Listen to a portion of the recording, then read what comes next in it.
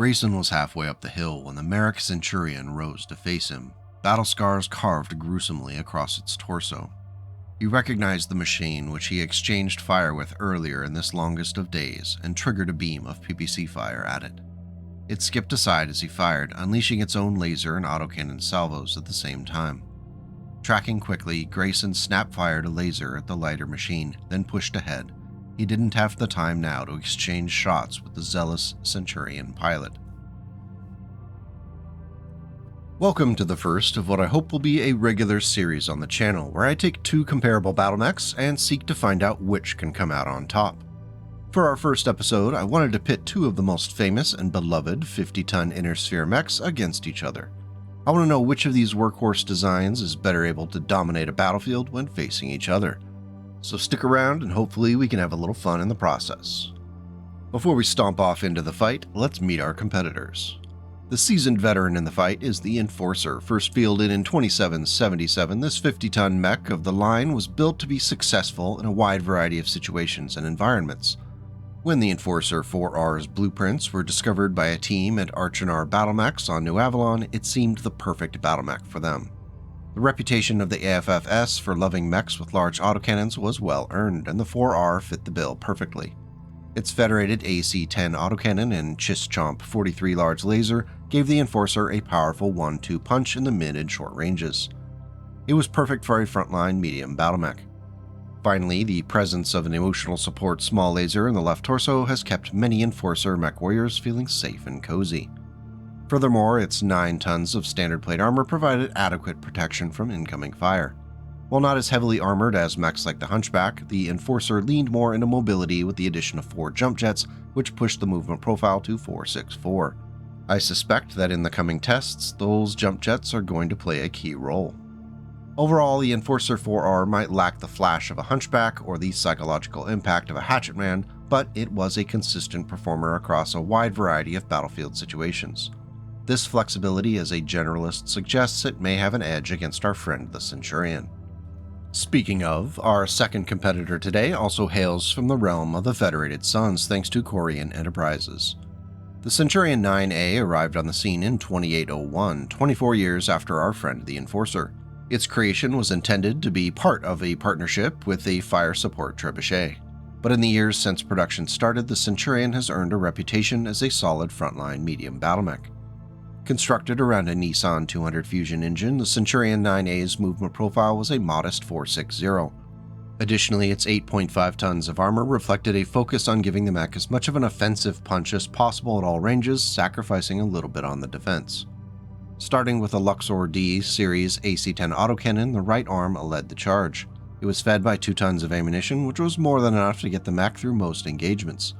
In the left torso, a Luxor 3R long-range missile 10 rack was installed, which bolsters the Centurion's damage potential at the long and mid-range.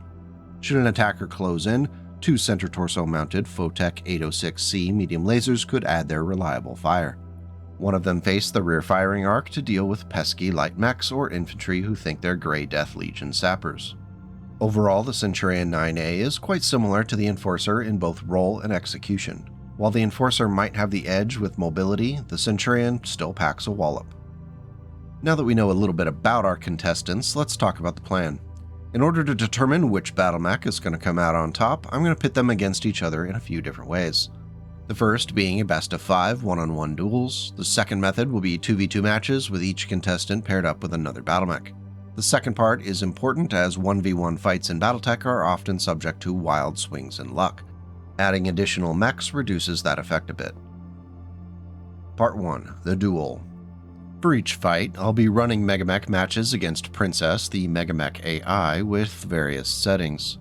For the 1v1 matches, I'll be running each mech 3 times against the AI to hopefully control 4 player skill. Matches will be run on a variety of 30x30 maps in order to avoid getting either mech into an advantage with terrain. My expectation is that the Centurion will do better in open maps with clear line of sight at long range. For the Enforcer, staying out of that line of sight until you can get close and negate the usefulness of that LRM-10 will be key to victory. While I'm not going to go into the play-by-play for each match, I do want to highlight one of them. Starting off on the north side, I swerved to my right and marched down the map with my Centurion in hope of finding an angle to take advantage of the LRM-10's long range.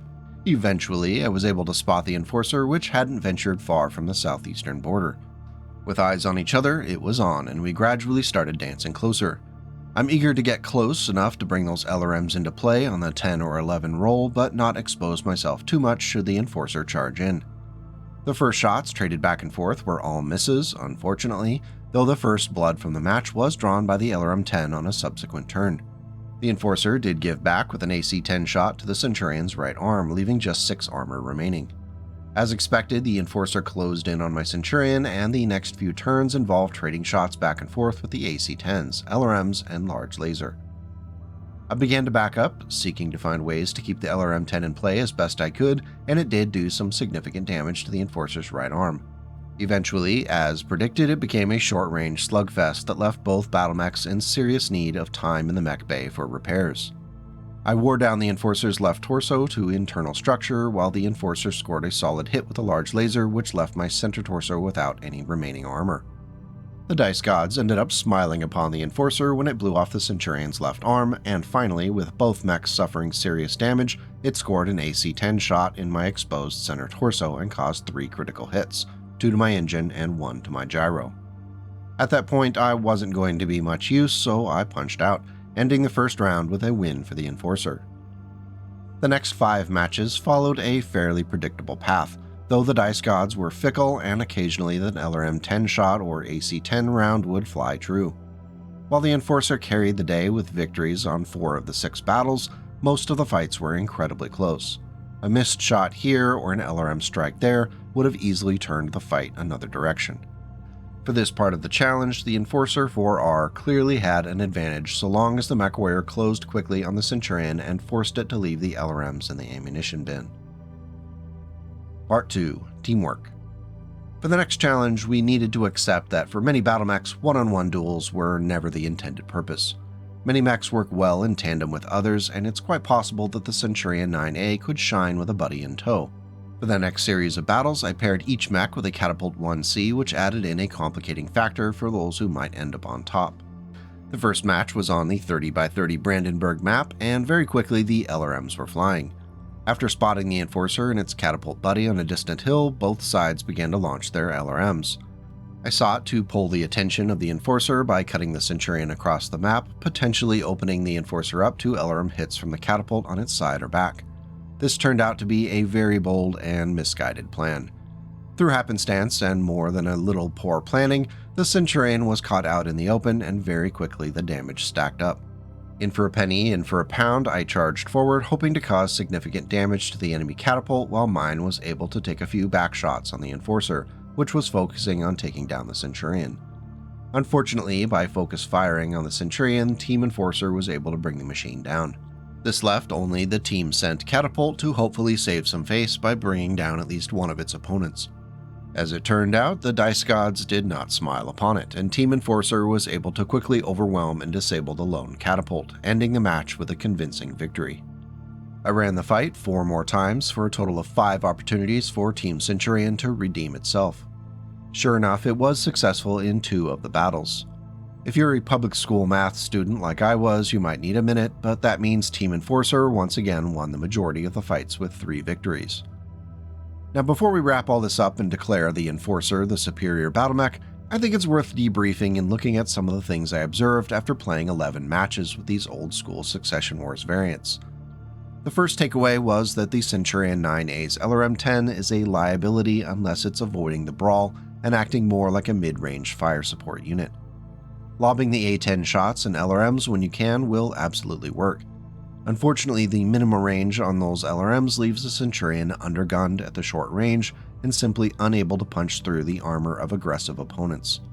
The rear-facing medium laser did get some use thanks to the more mobile Enforcer causing problems back there, but most of the time the fight would have been much closer if both of them were facing the front and able to contribute to the fight. While the Enforcer's large laser isn't an ideal weapon, time and time again it was a determining factor in these duels where it could hit and the Centurion's LRM-10 was either unable to fire, missed completely, or did just minor damage. Looking at the Centurion 9A and Enforcer 4R, My previous preference for the Enforcer was reinforced by the data generated in these tests. It just has an insurmountable edge over the Centurion in most situations. Now, is that enough to declare the Enforcer the winner in today's clash of iconic battle mechs? I don't think so. There's a little asterisk next to the win here in the record book because I think we can't forget that there are other variants out there. Specifically, I want to look at the Helm memory core upgrades for each machine to determine if anything changes in our back of the napkin math. The Centurion 9D was a result of a rapid modernizing process at Korean Enterprises on New Avalon.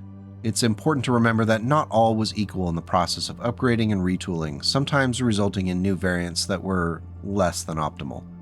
The Centurion 9D that walked off the production lines in 3049 benefited from the new KL77 Endosteel chassis and a General Motors 300 XL Fusion engine. This pushed the mech's top speed up to 90.7 km per hour, which was a considerable improvement over the 9A. Surprisingly, the 8.5 tons of Starguard 3 standard plate armor was left untouched, and the 10 single heatsinks did not see an upgrade to the double variety. As far as weaponry goes, the upgrades play out in a more accurate and flexible loadout. The classic AC-10 autocannon was swapped out for a Mydron XL LB-10X autocannon, along with 2 tons of case-protected ammunition in the right torso.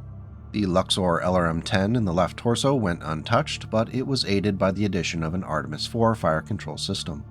The 2 tons of included LRM ammo were placed into the left torso to also benefit from case. Finally, 2 Photech 806C standard medium lasers were placed into the center torso, one of which was facing the traditional rear arc. Overall, the upgrades for the Centurion 9D make sense, and the mech is faster, more accurate, and didn't have any overheating issues unless it somehow was alpha striking with the rear-facing medium laser in the mix. Of course, if you're in that situation, generating +2 heat at the end of your turn is likely the least of your worries. Now that we know what this new updated 9D is carrying, let's see what they did to the Enforcer. Hold on to your butts.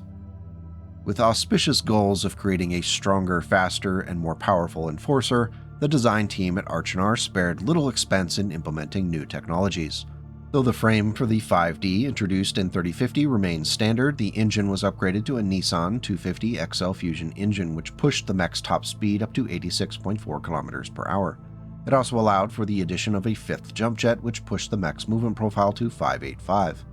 9 tons of Starguard ferrofibrous armor provided 161 points of protection, which was nearly a 12% increase in protection over the 4R. Not too shabby. Unfortunately, one upgrade that was left off was the heatsinks, which remained at just 12 standard. As far as upgrades go, there aren't any surprises if you've seen a Helm memory core upgrade with other battle mechs before. The AC-10 autocannon was upgraded to a Mydron XL LB-10X autocannon, which was both lighter and offered the ability to use both scattershot and standard ammunition. Thankfully, the long-time ammunition supply concerns were addressed with a 2nd ton of ammunition added to the right torso along with case. While it wouldn't save the mech from destruction thanks to the presence of the XL engine, it would save the Mechwarrior should either of the ammunition bins suffer a critical hit. The more controversial upgrade for the 5D Enforcer was the installation of the Blazefire Sweet Shot Extended Range Large Laser into the left arm. As is unfortunately so often the case with the Helm memory core upgrades, the ER Large Laser is added with the complete disregard to the consequences for the mech's heat-sinking capacity. Thankfully, the standard small laser in the left torso was left alone. Small blessing, I suppose. So what are we left here after looking at both the Helm memory core upgrades? Will the Enforcer's advantage hold up against the noble Centurion? Let's find out. Part 3. New Blood. For the last series of fights, 5 to be exact, the Centurion 9D was pitted up against the Enforcer 5D on the same 30x30 maps as before. Once again, I alternated bot control back and forth in order to reduce the impact of player skill on the outcome. In the first match, it quickly became clear that the ER Large Laser in the Enforcer serves little purpose, as firing it immediately maxes out the mech's heatsinks. As soon as the Centurion came into range, I had to rely upon the LB-10X and its improved accuracy while holding off on the ER Large Laser. On the other side of the fight, the Centurion was free to let loose with both the LB-10X and the LRM-10, which is now aided by the Artemis IV system. The advantage that the Enforcer 4R had in the mid-range was largely mitigated because you could only inconsistently bring the 5D's ER Large Laser into play. Over and over again, the matchup between these new variants became a coin toss. the battle mech that could quickly score a lucky through armor critical with the LB-10X or a random shot with a large laser or LRMs tended to carry the fight. The previous advantage that the Enforcer had in closing in on the Centurion was largely wiped out for several reasons. The first being the Centurion's front-facing medium laser, and the second the Centurion's ability to back into LRM range thanks to its larger engine.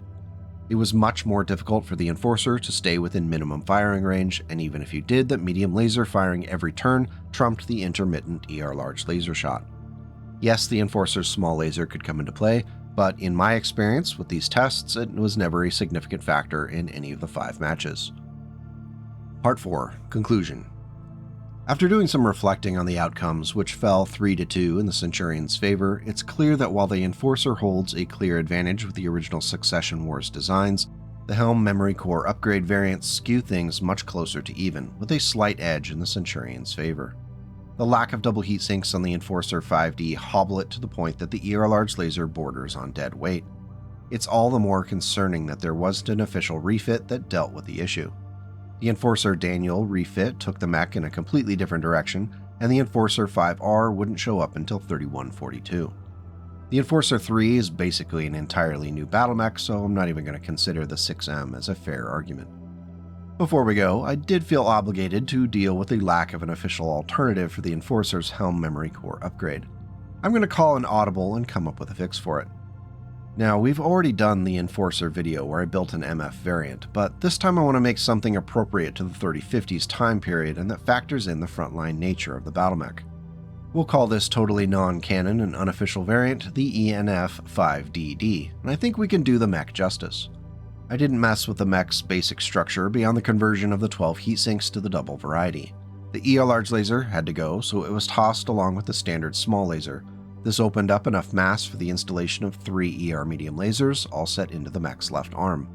An emotional support small pulse laser was added to the left torso, and finally, the remaining 1.5 tons was devoted to a center torso-mounted anti-missile system, fed by 1 ton of ammunition for it stored in the right torso along with the case. I couldn't very well make this machine and not try it out, so I decided to do one more test fight with the Centurion 9D. The results were absolutely horrifying. To boil it all down to spare the Centurion some dignity, the Enforcer 5DD ripped its opponent apart. Once I was able to get within ER medium laser range, the Centurion's armor peeled away while the LB-10X chased criticals. Even the small pulse laser ended up getting a few licks in once the Centurion collapsed due to a gyro critical hit. The fight was over quickly, and the Enforcer 5DD was barely scratched. I fear I may have gone too far in min-maxing this thing. If you want to give it a go, I've included a Dropbox link for the Enforcer 5DD in the video notes below. Overall, the competition between the Enforcer and the Centurion has to go to the Enforcer from a preponderance of the evidence generated in my testing. The combination of AC-10 and large laser along with the improved agility of the battle mech was just too much for the Centurion to overcome in most of the battles. In a world where generalists rule, the Enforcer takes the crown. While obviously experiences are going to vary, I think I've made a convincing case for arguing that the Succession Wars Enforcer edges out the Centurion. You're welcome to disagree, and please let me know what I have wrong in all this in the video comments. If you enjoyed this little experiment and want to see more videos like this, please let me know by hitting the like and subscribe buttons. It's important to me that I keep experimenting with new ways to present BattleTech content so that channel fans can be entertained while we also bring in new eyes and new fans to the game. Thank you so much for coming out today as we talk BattleTech. If you're able, going the extra step and becoming a channel member directly supports the creation of videos like these. Until we meet again, please take care of yourself and go out and make the world a slightly better place today and tomorrow.